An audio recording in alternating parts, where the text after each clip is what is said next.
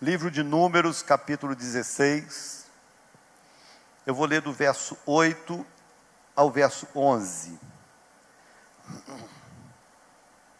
Números 16, de 8 a 11. Diz assim a palavra do Senhor.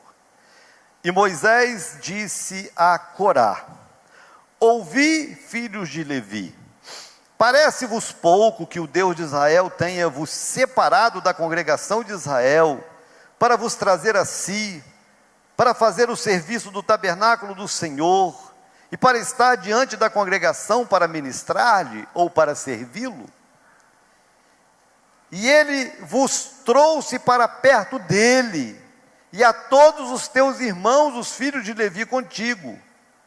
Procurais também o sacerdócio? Por esse motivo, tu e toda a tua congregação estáis congregados contra o Senhor. E o que é Arão que murmureis contra ele? Vamos orar? Depois a gente continua. Pai amado, mais uma vez queremos te agradecer essa noite pelo privilégio de estar na tua casa e diante da tua palavra. Abrimos o nosso coração, entendendo a necessidade, a importância de ouvir a tua voz. Então, nessa oração nós te pedimos, fala conosco, que a tua palavra seja a resposta que nós precisamos para essa noite, para esse tempo. Em nome de Jesus. Amém. Um crente aí para falar amém? Amém. Graças a Deus. Queridos, o maior privilégio no reino de Deus é servir. O maior privilégio no reino de Deus. Principalmente se a gente tiver entendimento de quem é o rei do reino. Nós servimos a um rei que não precisa de nós para ser rei. Porque quando a gente serve alguém por necessidade, isso tem um mérito. Quando a gente serve alguém que nos permite servir, mesmo sabendo que ele não precisa de nós, isso é mais do que mérito, é uma honra muito grande. Nós fazemos parte de um reino, onde o rei é o próprio Deus, é o autossuficiente, que não precisa de ninguém nem de nada para ser o que é, um ser que se autocompleta, que se autossatisfaz, um ser que com uma palavra é capaz de criar tudo o que existe. Quem somos nós? Se nós estamos hoje, ou se nós deixarmos de estar, nada muda para ele, ele continua sendo o que ele é. E esse ser maravilhoso, inexplicável, que tem um reino, e nos chama para esse reino, nos dá o maior privilégio de servir ao reino. Ele não precisa, se a gente fizer ou deixar de fazer, não muda nada nele, e ainda assim ele nos dá a oportunidade, o privilégio de servir. Servir, você pode ter certeza, é o maior privilégio dentro do reino de Deus, é servir. Isso é tão importante, isso é tão nobre, que o apóstolo Paulo, quando fala de Jesus, em Filipenses capítulo 2, ele diz o seguinte: tende em vós o mesmo sentimento que houve também em Cristo Jesus, que sendo Deus, não teve por usurpação ser igual a Deus, mas que a si mesmo se esvaziou e tomou a forma de servo. Olha que coisa tremenda. O Deus eterno, que resolve tomar forma humana, como João diz, que o verbo se fez carne e habitou entre nós. Deus toma forma humana em Cristo, e ele poderia ter nascido como rei, ele poderia ter nascido como um grande líder poderoso, ele poderia ter nascido de qualquer forma que ele quisesse nascer, e ele escolhe nascer como um servo. E ele diz isso para os discípulos. Ele diz para os discípulos: eu não vim para ser servido, eu vim para servir e dar a minha vida por vocês. Ele foi mais do que aquele que nos substituiu na cruz. Jesus, ele foi o nosso maior exemplo em tudo, e o nosso maior exemplo de servo. Para tirar de nós esse argumento, né, de que eu tenho, então quem não tem que sirva. E ele tendo tudo, foi o que mais serviu. Mas a gente só consegue entender isso, irmãos, quando a maturidade do reino faz parte da nossa vida. Quando a gente consegue entender o reino de Deus na ótica divina, na ótica bíblica. E a gente se vê inserido nesse reino com esse privilégio. Eu faço parte de algo tão maior que eu. E eu tenho a oportunidade de ser útil aqui dentro. Eu tenho a oportunidade de agregar valores num lugar que não precisa de mim. Que coisa tremenda. Então, quando a gente amadurece e consegue enxergar dessa forma, a nossa cabeça muda, o nosso coração muda e as nossas respostas mudam. Por isso que eu entendo que para servir dentro dos princípios e das exigências do reino de Deus, nós precisamos amadurecer. É necessário amadurecer para servir. E a gente vai ver isso na prática. E talvez seja uma boa forma de você avaliar a sua maturidade com a forma que você serve. Eu comecei essa palavra numa quarta-feira, num culto de gratidão que nós fizemos aqui na igreja, pelos servos, pelas pessoas que servem nessa igreja. A maioria das pessoas que fazem essa igreja funcionar, irmãos, eu não sei nem o nome. Todos que eu encontro, em todos os lugares, eu abraço, eu beijo, eu tento assim, ser o mais carinhoso possível, eu tento expressar ao máximo a minha gratidão por essas pessoas que servem, sejam os diáconos, sejam os irmãos que estão ali atrás da mesa, aonde eu encontro é um hold que está aqui trocando uma bateria, que está colocando um púlpito para eu pregar, o pessoal do estacionamento, aonde eu encontro irmãos, eu abraço, eu expresso o meu carinho. É uma forma do seu pastor dizer: eu reconheço o seu valor, eu reconheço o seu serviço, eu reconheço o seu esforço, eu sou grato a Deus pela sua vida, eu sei que isso aqui funciona, porque você está funcionando. Quando você liga uma rede social e você vê lá postagens, tem pessoas por trás daquelas postagens, que ali não nasce assim, são pessoas que estão ali trabalhando, que quando termina um culto, que durante a semana, que estão fazendo acontecer. A gente chega aqui e hoje tinha um pastor muito amigo meu que estava aqui, ele é um músico profissional, né, um músico extraordinário. Eu não conheço um violonista, eu não conheço igual. O pastor Israel esteve aqui hoje pela manhã. Eu não conheço igual, ele sentado ali, ele elogiando o louvor da igreja. Então eu sei que isso aqui funciona porque vocês pagam o preço. A gente vê o louvor na hora do culto, mas o que vocês fazem fora daqui, antes daqui, o tempo que vocês passam em casa, trabalhando, estudando, ensaio e tudo mais, e são pessoas que têm uma vida normal, são mães de filhos, né, e que pagam o preço para isso acontecer. Então eu sou grato a Deus pelo serviço, porque vocês fazem essa igreja funcionar, vocês fazem o evangelho ir mais longe. Eu subo aqui, prego, eu administro. Deus me deu essa responsabilidade de administrar esse rebanho, de pastorear esse rebanho. Mas se não fossem os servos dessa igreja, irmãos, nada disso existiria, nada disso aconteceria. Os nossos líderes de células, os que servem em suas casas, que abrem as portas das suas casas, para receber pessoas, para orar por pessoas, para pregar a palavra para outras pessoas, que servem a Deus. Louvo a Deus pela sua vida, pelo seu coração de servo. Isso aqui existe, essa igreja funciona, as vidas são salvas. Ano passado nós alcançamos 500 pessoas para Jesus, levamos umas 200 para o encontro, passamos não sei quantas pelo Conexão, porque tem gente servindo a Deus aqui, tem gente pagando um preço para isso acontecer. Então essa palavra ela surgiu desse culto de gratidão aos servos.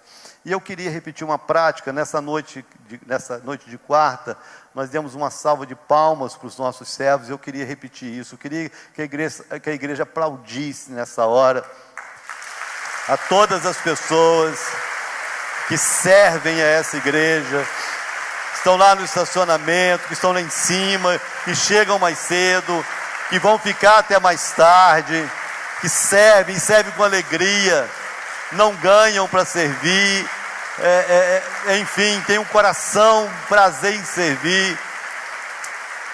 Que Deus abençoe você, que Deus abençoe você, que a palavra de Deus se cumpra na sua vida. Nós estamos aqui, tem uma rede de crianças funcionando, tem professoras em cima, cuidando das nossas crianças. Isso é tremendo, irmãos.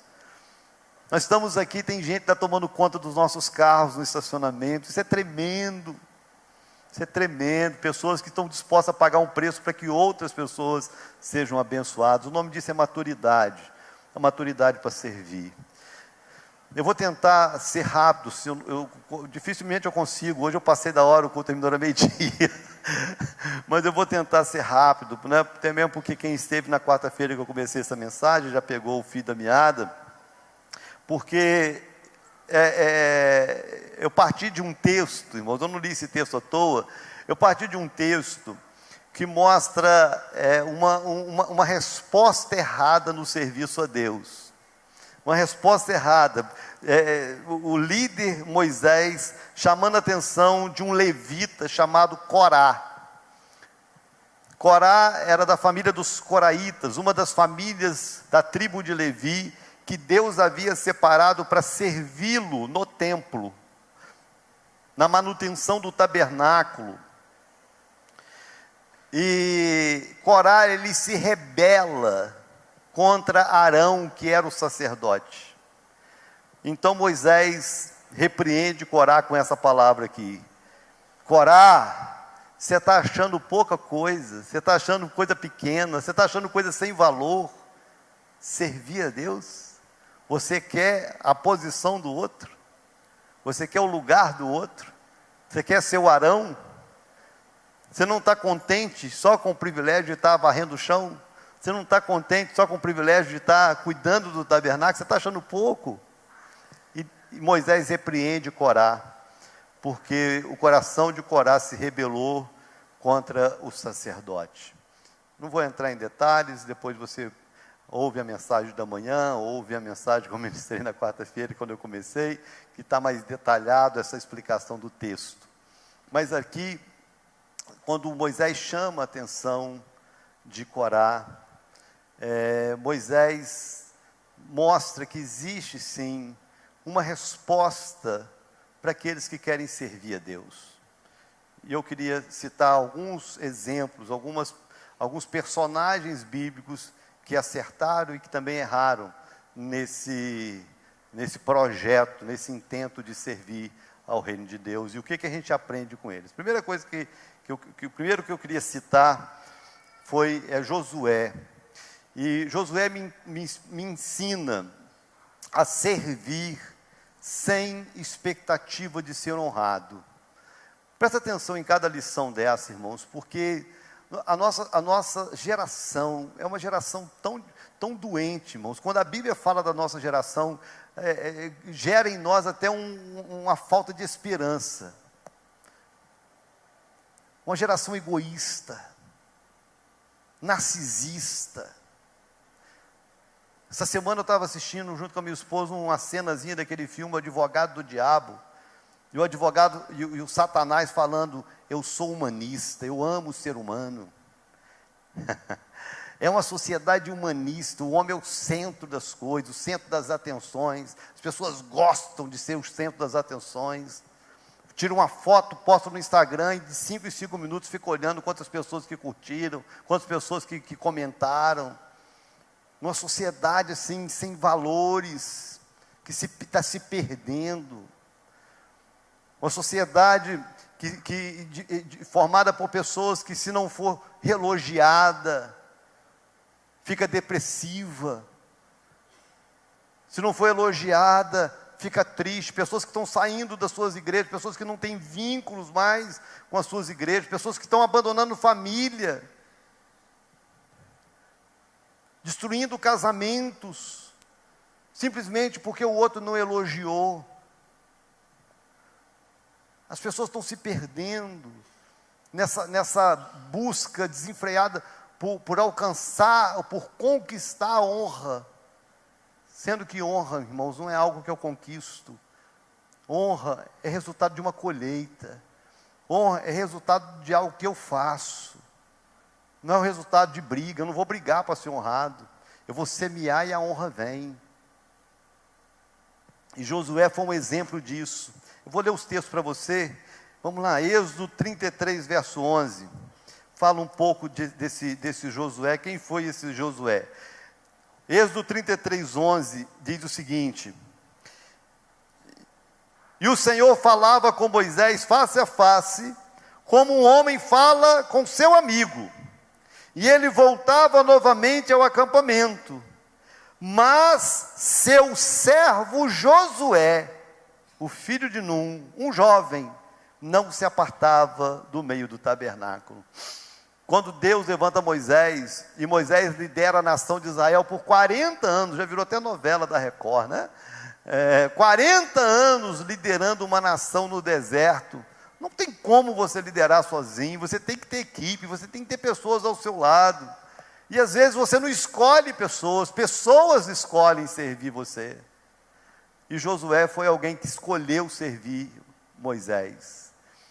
Durante 40 anos, ele esteve ao lado de Moisés. Aonde Moisés ia, Moisés subiu um monte, Josué ficava no pé esperando.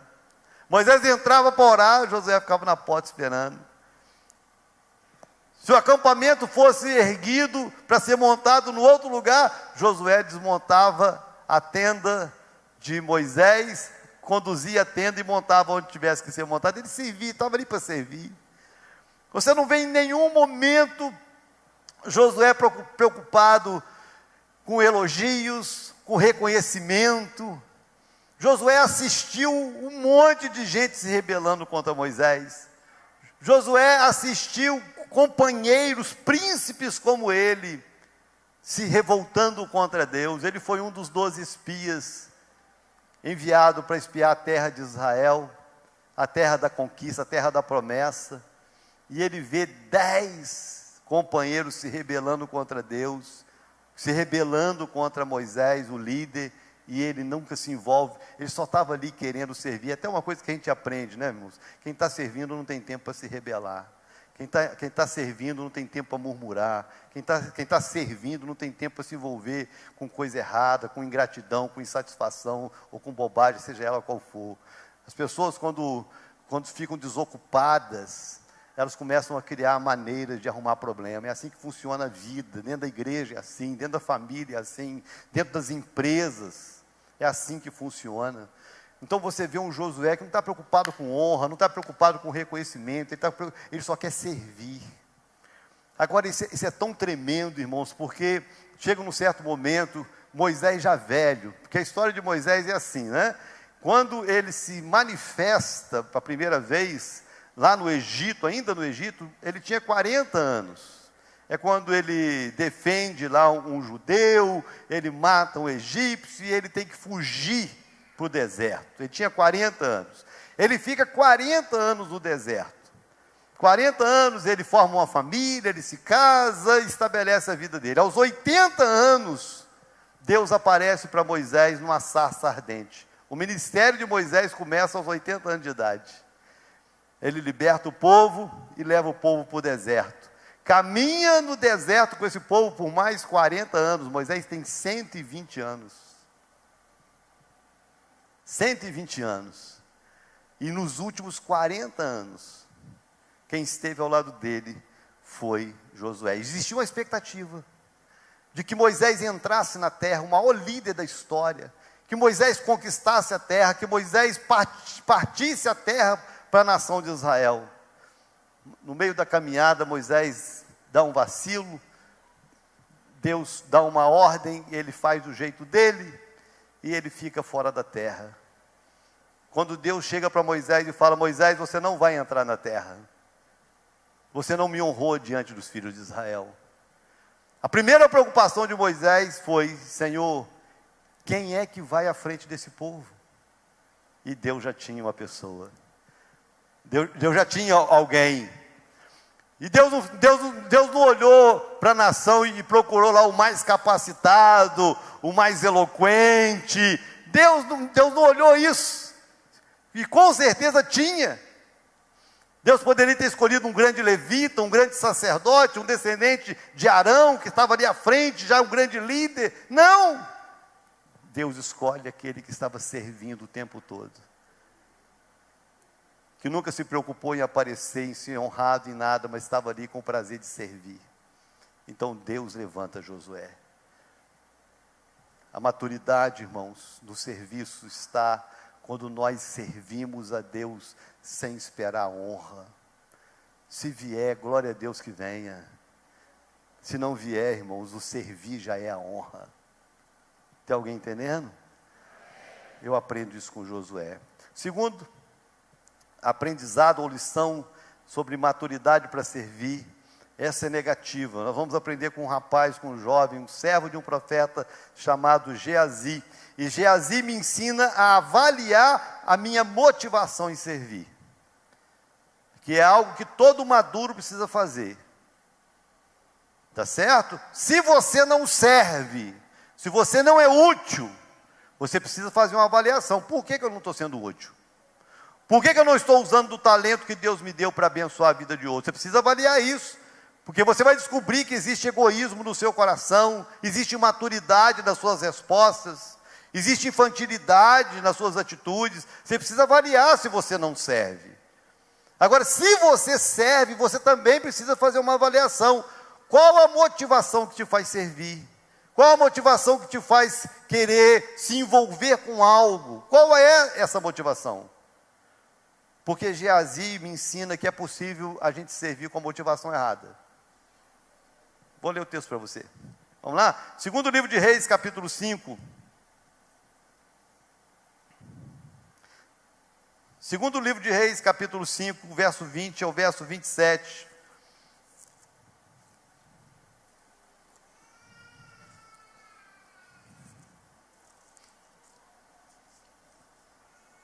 Diz assim: porém Geazi, o servo de Eliseu, o homem de Deus, disse: eis que o meu senhor dispensou Naamã, esse sírio, ao não receber em suas mãos aquilo que ele trouxe. Porém como vive o Senhor, correrei atrás dele e pegarei algo dele. Assim Geazi seguiu atrás de Naamã, e quando Naamã o viu correndo atrás de si, ele desceu da carruagem para encontrá-lo e disse: está tudo bem? E ele disse: tudo está bem. O meu senhor me enviou dizendo: eis que agora mesmo vieram a mim do monte de Efraim 2 moços dos filhos dos profetas, dá-lhes, rogo-te, 1 talento de prata e 2 mudas de vestes. E Naamã disse: sê contente, toma 2 talentos. E insistiu com ele, e amarrou 2 talentos de prata em 2 sacos, com 2 mudas de vestes, e as deitou sobre os seus 2 servos, e eles as carregaram diante dele. E quando ele chegou à torre, tomou-as das mãos deles e os depositou em casa, e ele deixou os homens irem, e eles partiram. Porém, quando ele entrou e pôs-se diante do seu mestre, e disse-lhe Eliseu: de onde vens tu, Geazi? E ele disse: o teu servo não foi a lugar nenhum. E ele lhe disse: não foi contigo o meu coração, quando o homem retornou da sua carruagem para te encontrar? É hora de se receber dinheiro, receber vestes, e olivais, e vinhas, e ovelhas, e bois, e servos, e criadas. Portanto, a lepra de Naamã se apegará a ti, e a tua semente para sempre. E ele saiu da sua presença um leproso, tão branco como a neve. Essa experiência, irmãos, é terrível. Naamã, que era um grande comandante do exército da Síria, ele tinha lepra, e uma jovenzinha de Israel, que havia sido levada como escrava para sua casa, sabendo da doença do patrão, da gravidade do problema, falou com a patroa, falou assim: olha, se o meu senhor estivesse diante do profeta, do homem de Deus que está em Israel, o homem de Deus ia orar por ele, ele seria curado dessa lepra. Ele, sabendo da notícia, ele vai até o rei, e o rei o envia ao rei de Israel, e o rei de Israel o envia ao profeta, e o profeta vai recebê-lo. A verdade, o profeta nem desce da sua casa, a Bíblia diz, que manda que um moço desce o recado para ele, e o moço desce e fala para ele: Naamã, vá ao Rio Jordão, mergulha lá 7 vezes, que você vai ser curado da sua lepra. Naamã sai chateado. Que absurdo, falta de respeito, que falta de consideração. Eu venho até aqui para o pastor orar por mim, ao invés de orar por mim, ele está mandando eu tomar banho no Rio Jordão. As águas lá da Síria são muito melhores do que a daqui. E ele começa a reclamar, a murmurar. Aí sempre é bom ter amigos, irmãos. Coisa boa é ter amigo. Coisa boa é ter amigo que tem coragem de chegar para a gente e falar se você está errado. Porque amigo de verdade é esse, é aquele que chega para você está errado. Você pode ser o Naamã, você pode ser o grande guerreiro, você pode ser o grande homem, você pode ser o grande respeitado na sociedade, mas você está errado. Naamã, você está errado. Se você tivesse pedido uma coisa difícil, você não ia fazer. Se ele tivesse pedido algo para você, você não ia. Então, ele te pediu algo simples, o que custa? Vai lá.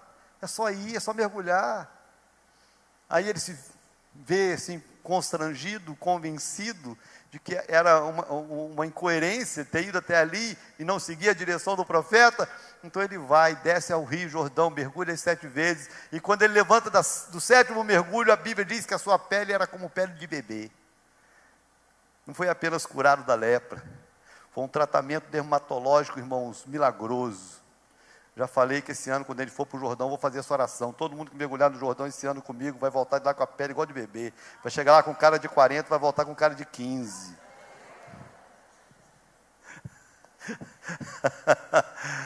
E ele sai do mergulho, a pele como de bebê. E ele automaticamente, com a gratidão no coração, sabendo que a lepra o condenava à morte, ele vai até o profeta e leva presentes para o profeta, que era algo muito comum, quando Deus usava alguém. A pessoa que era abençoada levava um presente para dizer obrigado. Só que o profeta Eliseu não recebeu aquele presente. Eu acredito que ele não tem recebido pelo fato de Naamã não ser um judeu. Ele era um estrangeiro, ele era um sírio, né, numa cultura onde as pessoas tinham o costume de pagar para os deuses abençoarem, de dar dinheiro em troca de bênção. E para que ele voltasse para sua casa com outro entendimento de que o Deus de Israel, ele não barganha bênção, ele abençoa pela graça, por amor. Para que ele voltasse com uma boa impressão, ele fala assim: não, você pode ir para sua casa com seu ouro, com a sua prata, com seu dinheiro, com seus presentes. O importante é que você está indo para sua casa abençoado, entendendo que há Deus em Israel. E ele vai embora. Geazi chega e fica sabendo que o seu mestre, né, que o seu mentor Eliseu havia dispensado aquele sírio cheio da grana e não tinha pego nada dele. Ele disse: ainda usa o nome de Deus. Tão certo como vive o Senhor, vou correr atrás dele, vou pegar alguma coisa. E ele vai atrás. Quando o Naamã olha para trás e vê o moço correndo, desce da carruagem, tudo bem? Ele, tudo bem. É porque chegaram lá 2 servos dos profetas, e o meu senhor, caramente, o meu senhor mandou que eu viesse pegar um talento de prata e duas vestes para festas. Aí Naamã disse: não, um talento só não, leva 2. Aí deu os 2 talentos de prata, aproximadamente 60 quilos de prata, 2 roupas. E ele vai embora. Esconde em casa. Aí quando ele chega na frente do profeta, a primeira pergunta que o profeta faz: foi aonde, Geazi? Não, lugar nenhum não. Estava passeando. Se bobeasse, ele ia falar que estava orando. Estava orando. Estava fazendo célula. Porventura, quando você foi, o meu coração não foi com você? Irmãos, a Bíblia diz que Deus não faz coisa alguma sem antes revelar os seus servos, os profetas. Nada ficou oculto aos olhos de Deus. Nada, nem as nossas motivações. O profeta repreende Geazi. e transfere para Geazi a maldição que estava sobre Naamã. E declarou que sobre você e a sua descendência nunca vai faltar leproso. Alguns acreditam que muitos daqueles leprosos curados por Jesus em Samaria eram descendentes de Geazi. Tudo porque alguém que resolveu servir a Deus com a motivação errada. Presta atenção, irmãos. Servir a Deus é o maior privilégio do reino. Mas avalie a sua motivação. Avalie a sua motivação. Terceiro, nós vamos aprender com Eliseu. Com Eliseu nós aprendemos a servir com fidelidade. Eu queria ler o texto para você de 1 Reis, capítulo 19. 1 Reis, capítulo 19, verso 19 e 20. De 19 a 21. Assim ele partiu dali e encontrou Eliseu, o filho de Safate, que estava arando com 12 juntas de bois diante dele, estando ele com a 12ª, e Elias passou por ele e lançou sobre ele o seu manto, e ele deixou os bois e correu atrás de Elias e disse: rogo-te que me deixes beijar o meu pai e minha mãe, e depois te seguirei. E disse-lhe: volta novamente, porquanto o que tenho feito a ti? E ele retornou novamente, tomou uma junta de bois e a matou, e ferveu a sua carne com os instrumentos dos bois e deu ao povo, e eles comeram. Então ele se levantou e foi atrás de Elias e serviu a ele, ou ministrou a ele, segundo a outra versão. E Eliseu nos ensina que a maturidade para servir me faz fiel no meu serviço. O maduro, ele é fiel no seu serviço. Porque, irmãos, talvez seja uma das coisas mais dolorosas na liderança, é você ter pessoas que são infiéis por trás de você. Pessoas que na sua frente são uma coisa e por trás são outra. Na sua frente estão rindo para você, estão te bajulando até, e por trás estão armando contra você.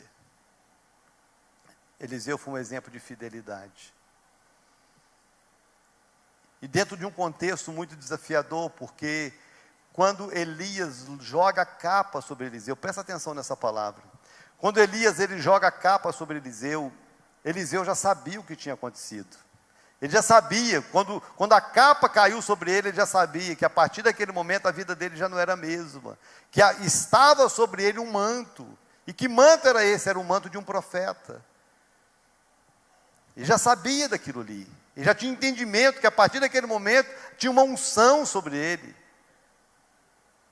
E ele podia simplesmente dar um tchau para Elias e dizer: você segue a sua vida, que eu vou seguir a minha vida. Eu vou cumprir com o ministério, já que a capa está sobre mim, eu vou fazer o que Deus quer que eu faça.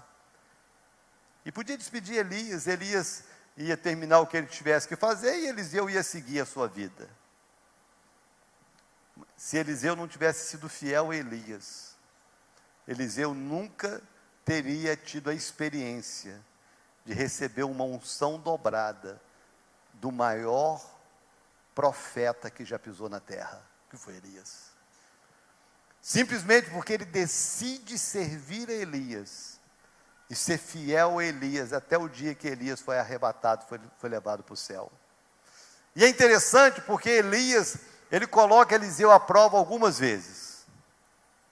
Vez por outra, eu tenho assim algumas experiências com meus filhos, ou com os meus discípulos diretos, em determinadas situações, às vezes eles me pedem alguma direção, ou conselho, e eu geralmente não decido a vida deles, eu só dou as opções. Eu falo: você tem essa opção, e você tem essa opção. Você pode fazer isso, ou você pode fazer aquilo. Você decide. O que você decidir, está na bênção. Mas eles sabem, por trás da oportunidade, o que eu faria, ou o que eu não faria. Eles sabem. Mas eles têm a oportunidade de decidir fazer o que eu gostaria, ou fazer o que eu não gostaria? De alguma forma, Elias põe Eliseu à prova algumas vezes. A Bíblia diz que ele chegou a Gilgal. Gilgal era o lugar da aliança, até mesmo porque toda fidelidade começa na aliança, né?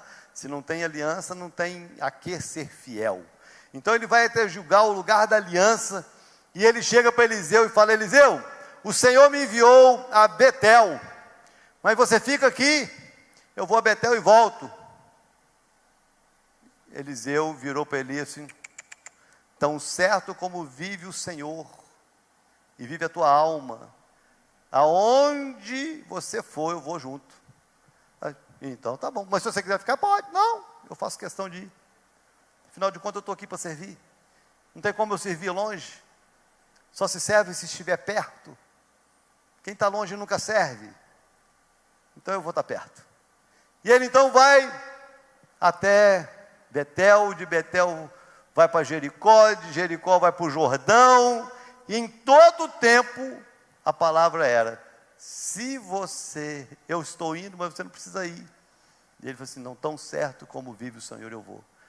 E ele não abre mão de estar perto, ele não abre mão de ser fiel, ele não abre mão de servir, em tempo algum. Quando atravessa o Jordão, Elias, vendo a fidelidade de Eliseu, Elias chega para Eliseu e fala assim: o que você quer que eu te faça antes de eu ser levado de ti? Essa é a pergunta, irmãos. Acho que todo homem de Deus gostaria de ouvir de alguém acima dele, né? O que você quer receber de mim? Puxa vida. Alguns iam pedir assim: eu quero ser consagrado apóstolo também. Alguns talvez pediriam: não, me consagra bispo, para eu ser maior do que os outros. Cada um ia pedir uma coisa, possivelmente. Eliseu vira para Elias e fala assim: eu quero porção dobrada do teu espírito. A unção que Deus te deu, eu quero dobrada sobre mim. A unção que Deus te deu para servir a Ele, eu quero dobrada para eu servir dobrado. Era isso o pedido de Eliseu. E Elias diz para ele assim: dura coisa pediste, mas se você me vir sendo levado por Deus, o seu pedido vai ser atendido. E ele fica do lado de Elias, até que um carro de fogo, com um cavalo de fogo passa, separam os dois, um redemoinho vem, e Elias sobe pelo redemoinho. Quando Elias sobe pelo redemoinho, a capa cai de novo. E quem é que estava ali para pegar a capa? Aquele que foi fiel, que serviu de perto o tempo todo. Ele pega a capa. Nunca mais ele viu Elias. Ele chega diante do Rio Jordão, porque ele se lembrou de como o seu mestre havia aberto o Rio Jordão com aquela capa, e ele pega a capa e fala assim: onde está o Deus de Elias? E bate no rio, e a água abre e ele passa. A unção dobrada estava agora sobre ele. Por que a unção dobrada estava sobre ele? Porque ele foi alguém que aprendeu a servir com fidelidade a Deus. Seja fiel, querido. Seja fiel num tempo de tanta infidelidade, de tanta gente ingrata. Seja fiel. Não seja fiel porque tem alguém te cobrando. Não seja fiel porque tem alguém te elogiando. Não seja fiel porque tem alguém vigiando. Seja fiel, tenha um coração fiel. E último, nós vamos aprender com Davi, que a maturidade para servir está em servir independente do título. Talvez esse aqui seja um dos pontos mais desafiadores para nós. Servir independente do título. Vamos ler o texto comigo. Primeiro livro de Samuel, capítulo 16. Se você não estiver lendo comigo, não tem problema, pelo menos anote para você ler depois, né? Se você gostaria de crescer, de aprender um pouco mais com essas verdades da palavra de Deus. Primeiro livro de Samuel, capítulo 16, do verso 6 ao verso 13, diz assim: e sucedeu que quando eles chegaram, ele olhou para Eliabe e disse: certamente o ungido do Senhor está diante dele. Porém o Senhor disse a Samuel: não olhe para a sua aparência, nem para a sua altura, nem para a altura da sua estatura, porque eu o recusei, pois o Senhor não vê como vê o homem, pois o homem olha a aparência exterior, mas o Senhor olha para o coração. Então Jessé chamou Abinadab e fez-o passar diante de Samuel, e ele disse: nem este escolheu o Senhor. Então Jessé fez passar Samá, e ele disse: nem este escolheu o Senhor. Assim Jessé fez com que 7 dos seus filhos passassem diante de Samuel, e Samuel disse a Jessé: o Senhor não escolheu estes. E Samuel disse a Jessé: estão aqui todos os teus filhos? E ele disse: resta ainda o mais jovem, e eis que ele está trabalhando, ele está servindo, ele não está à toa igual esses daqui não, ele está cuidando das ovelhas.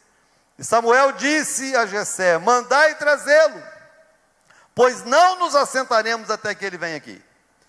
E ele mandou buscá-lo, e o trouxeram para dentro. Ora, ele era ruivo e ao mesmo tempo de formosa aparência, e agradável de se olhar. E o Senhor disse: levanta-te e unge-o, pois este é ele. Então Samuel pegou o chifre de azeite e ungiu no meio dos seus irmãos, e o Espírito do Senhor veio sobre Davi naquele dia em diante. Então Samuel se levantou e foi para Ramá. Presta atenção, irmãos, essa é uma das histórias bíblicas mais tremendas, mais conhecidas e mais cheias de lições que nós temos, que foi o dia que Deus escolheu Davi para ser rei sobre Israel. A nação pediu um rei. O primeiro rei foi Saul, foi um grande rei, um homem que teve uma experiência com Deus muito forte, mas no meio do caminho ele se desvia, o coração dele se desvia de Deus. Deus nunca esteve preocupado com gente capacitada, irmãos. Aprenda isso, irmãos. Deus nunca esteve preocupado, Deus nunca se preocupou em escolher gente capacitada. Deus sempre se preocupou em escolher gente obediente. Porque capacitar, Ele capacita. Deus capacita, mas ser obediente é uma decisão do ser humano. Então, é melhor escolher um incapaz obediente do que um capaz desobediente. Saul se rebela, e ele precisava prover de um novo rei para assumir o lugar. Aí ele levanta o profeta Samuel, e fala: Samuel, vá até Belém, a casa de Jessé o belemita, porque dos seus filhos eu escolhi um para ser rei no lugar de Saul. Samuel pega o seu chifre de azeite, que o profeta carregava, e ele vai para Belém, entra na casa de Jessé. Imagino que deve ter sido um alvoroço na casa, um alvoroço na cidade, porque não era algo comum o profeta visitar aquela cidade, ou o profeta visitar uma das casas, uma das pessoas da cidade. Então aquele alvoroço, o que o profeta está fazendo aqui? E com um chifre de azeite na mão, então já criou-se uma expectativa, algo vai acontecer. Samuel denuncia a sua ida, o porquê da sua ida. Então Jessé reúne os filhos, para que um deles pudesse ser ungido rei de Israel, no lugar de Saul, que Deus havia rejeitado. Pela ordem lógica, primeiro vem o primogênito, Eliabe, era um guerreiro do exército de Israel, cara, com todas as aparências, todo o biotipo de rei, alto, forte, dá até uma música bonita e sensual, é o cara. Quando Samuel bateu o olho em Eliabe, falou: é ele, é ele. E ele se levantou para ir. E Deus falou: não é esse. Porque você vê a aparência, mas eu vejo o coração. Não é esse. Aí trouxe Abinadab, trouxe Samá, trouxe o quarto, o quinto, o sexto, o sétimo. Samuel chega para Jessé e fala: não é nenhum deles, você não tem mais nenhum filho. Eu fico imaginando a cara de pateta de Jessé. Tem mais um, mas ele está lá servindo, ele está lá cuidando das ovelhas da família, desprezado pelo pai, porque num momento tão importante como esse, numa reunião de família como essa, como que você não chama todos? nós não vamos nos assentar à mesa enquanto ele não chegar. Ordem do profeta Samuel.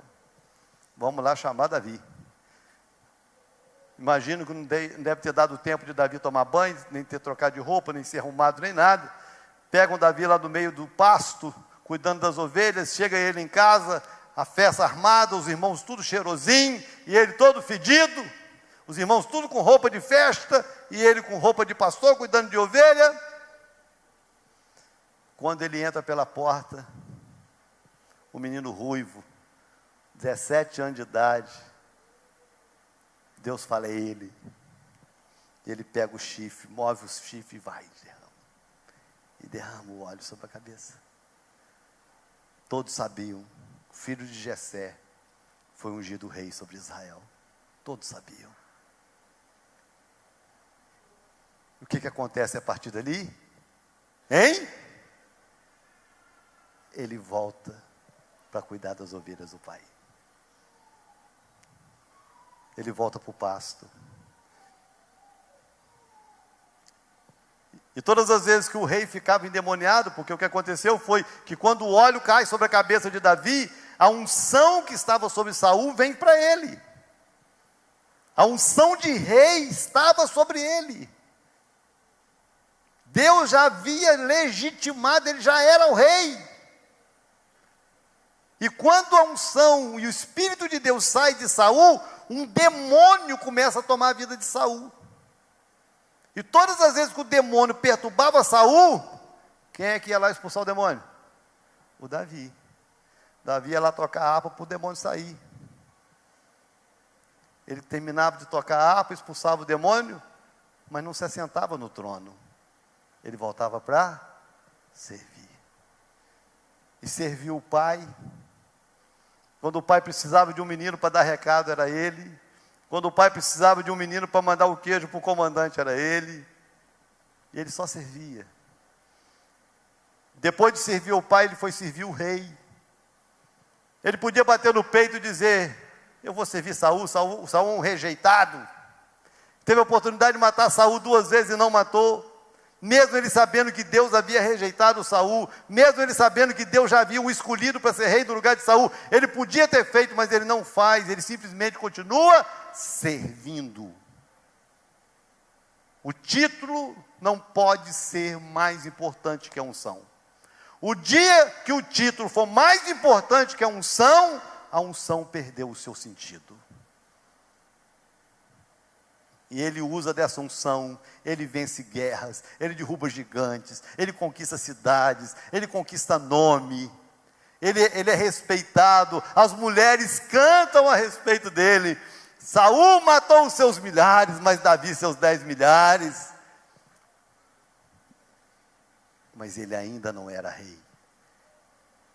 E para ele não importava o título, para ele o que importava é que a unção estava sobre ele, e a unção que estava sobre ele o capacitava a fazer o que precisava ser feito.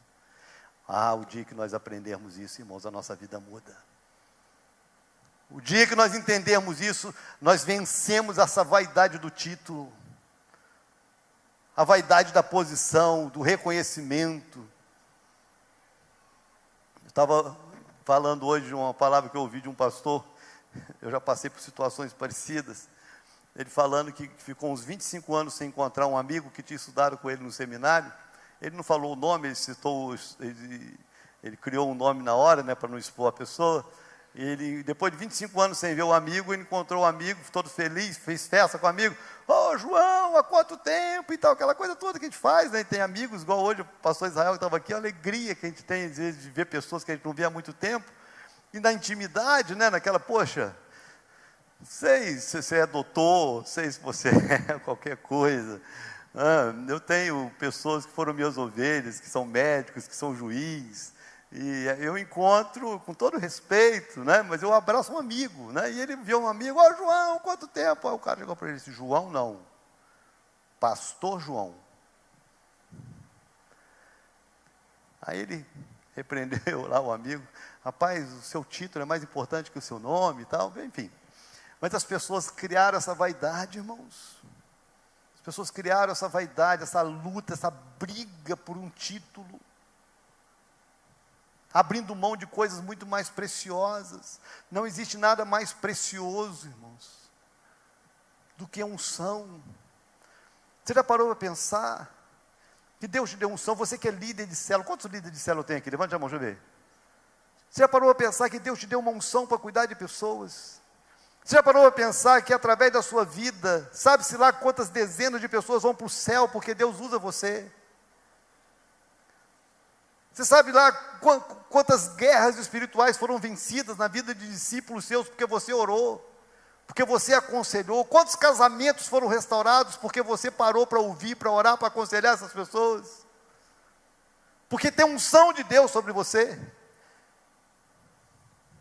Agora pensa o seguinte: se Deus nunca fizer de você um pastor ou uma pastora, se você nunca tiver esse reconhecimento ministerial, se você envelhecer líder de célula, se você morrer líder de célula sem nunca ser um pastor ou uma pastora, será que você deixou de cumprir com o propósito de Deus por causa disso? Será que você deixou de ser o que Deus queria que você fosse? Será que você deixou de honrar a unção por causa do título? Porque eu vejo duas categorias de pessoas, irmãos. Eu vejo pessoas ungidas que não têm título, e eu vejo muita gente com título que não tem unção.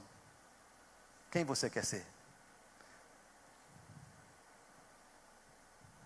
Davi me ensina, irmãos, que a maturidade me faz servir, independente do título. Independente do título. Uma certa vez Moisés orou para que a unção que estava sobre ele viesse sobre outras pessoas. E algumas pessoas receberam essa unção e elas não estavam presentes na hora da reunião.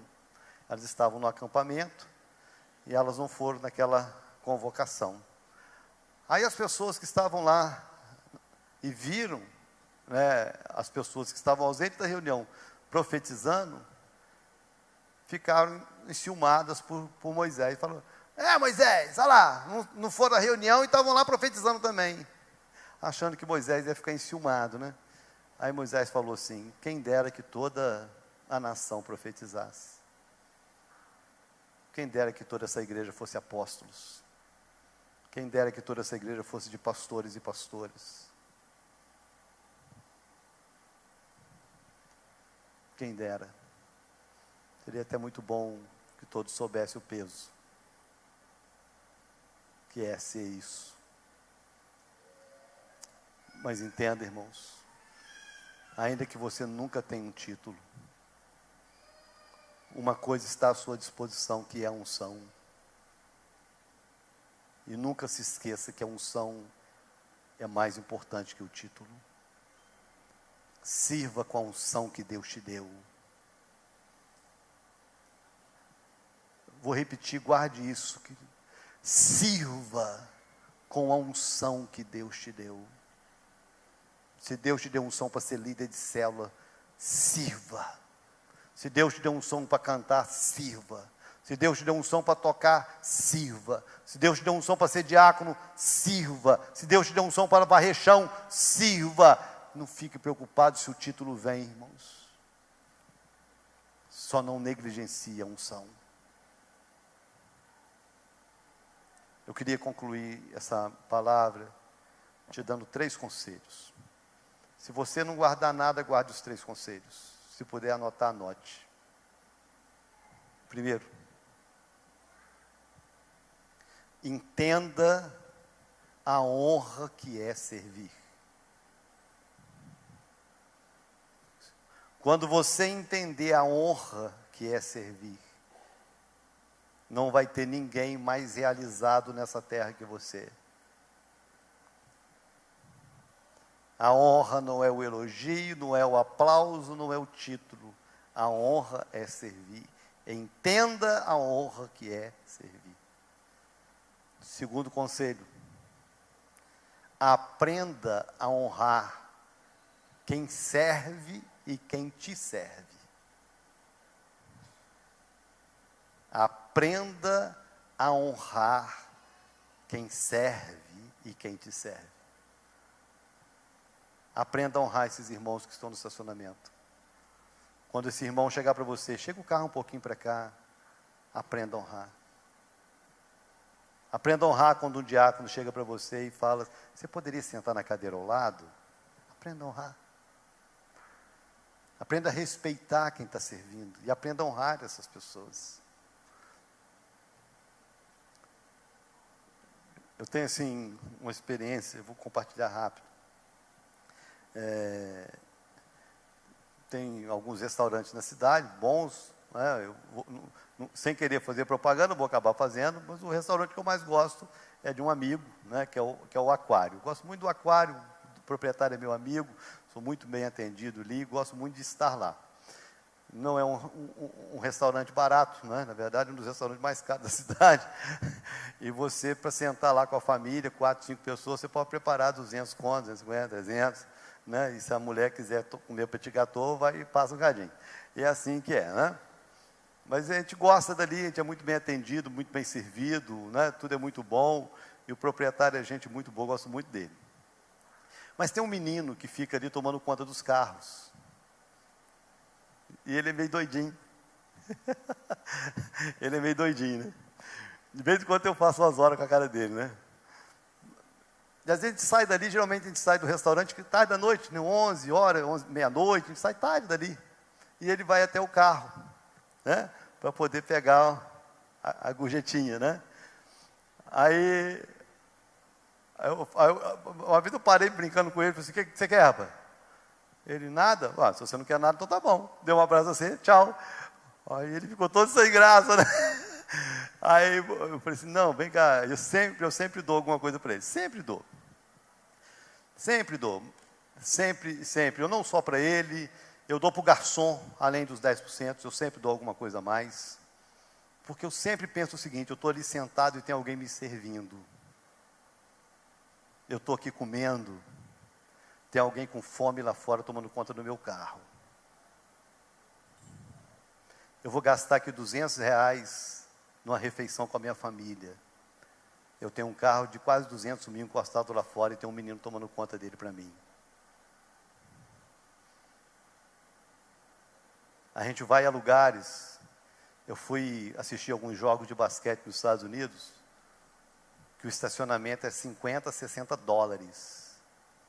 R$300 para você estacionar o carro para assistir um jogo de basquete. Aí aquele menino que está ali, às vezes com fome até 11 horas, meia-noite, vai até o carro e a pessoa tem coragem de dar 25 centavos para ele. Esse espírito de miséria, isso é do inferno, irmãos. Isso é um nível de desonra. Isso é desumano e um nível de ingratidão doente. Porque uma das coisas que a gente precisa aprender para honrar quem serve é a gente ser crente. E sabe como que crente se comporta? Como a palavra de Deus ensina. Tudo que você quiser que os homens os façam, fazei vós a eles. Você sabe qual é o problema da gente que encosta o carro e tem um menino tomando conta? É que a gente não imagina que podia ser o contrário. Podia ser eu tomando conta do carro e ele o dono do carro, porque eu não sou melhor do que ele.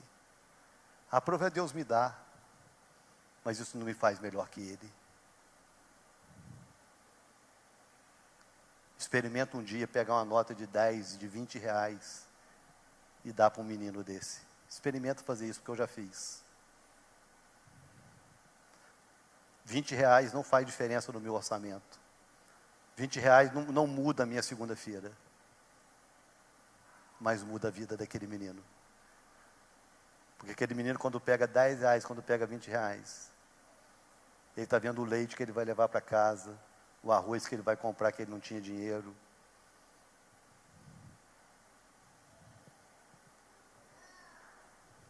É alguém que está tomando conta do seu carro que vale 200 mil. Aprenda a honrar quem te serve. Aprenda a honrar a pessoa que lava a sua roupa. Aprenda a honrar a esposa que faz a sua comida. Aprenda a honrar a sua mãe que lava suas cuecas, suas calcinhas. Aprenda a honrar aquelas pessoas que servem a você. Aprenda a honrar essas pessoas. Guarda essa lição. E terceiro conselho: sirva sempre com o melhor de você. Sirva sempre com o melhor de você. Vença essa mediocridade. Eu não sou diácono porque eu não tenho tempo. Eu não sou líder de célula porque eu não tenho tempo. Eu não faço parte do teatro porque eu não tenho tempo. Eu não posso ir lá para o projeto semear para o futuro porque eu não tenho tempo. Não, você não serve porque você não ama, porque não é prioridade para você, porque você é egoísta, porque você só pensa em você, porque tudo que é importante para você, você tem tempo. Na verdade, essas pessoas é melhor que elas não sirvam mesmo, porque quem serve com o que sobra, seu serviço não sobe, não agrada a Deus. Sirva com o melhor que você tem, sirva com o melhor que você é, porque é esse serviço que agrada a Deus. 3 conselhos: entenda a honra de servir, aprenda a honrar quem serve e sirva sempre com o seu melhor.